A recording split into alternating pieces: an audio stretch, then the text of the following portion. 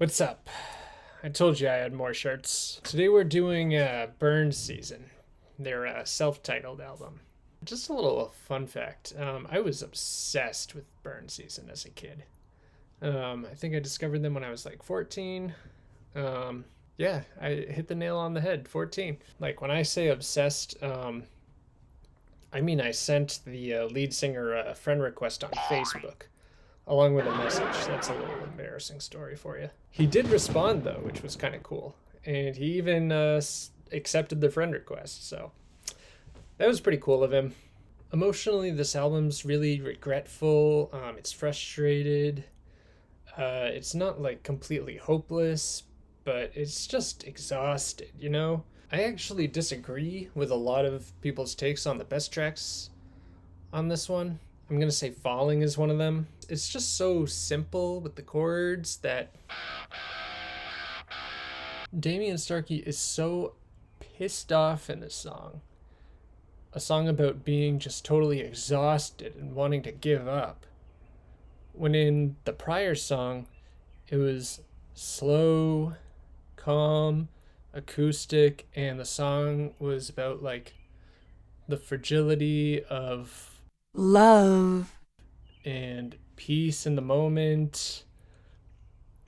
It just really adds to the 0 to 100 factor.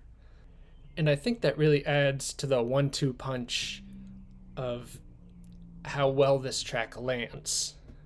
Also, the song Sleepless, which is a song about addiction, I didn't appreciate as much when I was 14 because I didn't drink when I was 14. But as I've gotten older, I've come to realize like this song's kind of a banger. You can relate to it more. And Closer is a great closer. I always loved it as a song. It was always my favorite song on this album. It's still my favorite song on this album. But I didn't appreciate how good of a song it is. Not just as a song, but as a closing track. Like the band obviously put thought into this with the eerie piano and the crescendo. They knew like, oh, this has to be the closing track. They put thought into it. And I'd like to give a shout out to other tracks too, like Addicted, with how much they saturate Damien Starkey's voice. I know other fans aren't as quite big on this track just because of how difficult it is to hear the lyrics, but it always landed for me just because of the chorus itself. I always thought it showed that the band was a little more willing to experiment than other post 2000s grunge bands. That, and I thought their lyricism was a bit more earnest than others. This one just struck me as more genuine and authentic. When it comes to worst tracks, it's easily Save Me. Easily Save Me.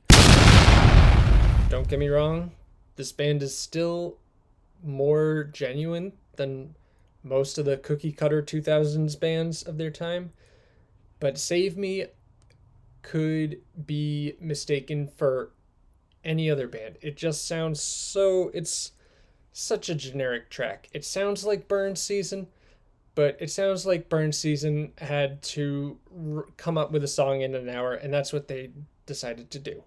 The album is fairly consistent. There's a lot of themes of like relationships and addiction and frustration, regret. The one thing that really grinds my gears is the song Revolution. It's not necessarily a bad track, not even the worst track on this album. Probably not even the second worst track on this album. But for an album where everything ties around personal struggles, kicking off the album with a song called Revolution feels out of place. And I know some people will argue that it's an internal revolution, maybe. But if you read the lyrics, I just don't get that sense out of it. It seems more external. But I know art is what you get out of it, so, it's up to you. For me, I just don't get that sense, though. Now, in terms of what works, like I said, I do genuinely think this is one of the better 2000s post-grunge bands. I actually loved this band so much when I was a teenager, I would introduce them to basically every friend I had at school. Some people actually latched on, some were like, eh. The thing is, there were so many post 2000s grunge bands that this one stuck out to me for some reason. And I genuinely think the reason it stuck out to me were the lyrics. Maybe it's because the vocalist sounded like Chad Kroger. Maybe it's because they were a little heavier, and I thought that that was kind of interesting. But I do think they seemed a little more open and authentic than most of their colleagues. And I do mean that.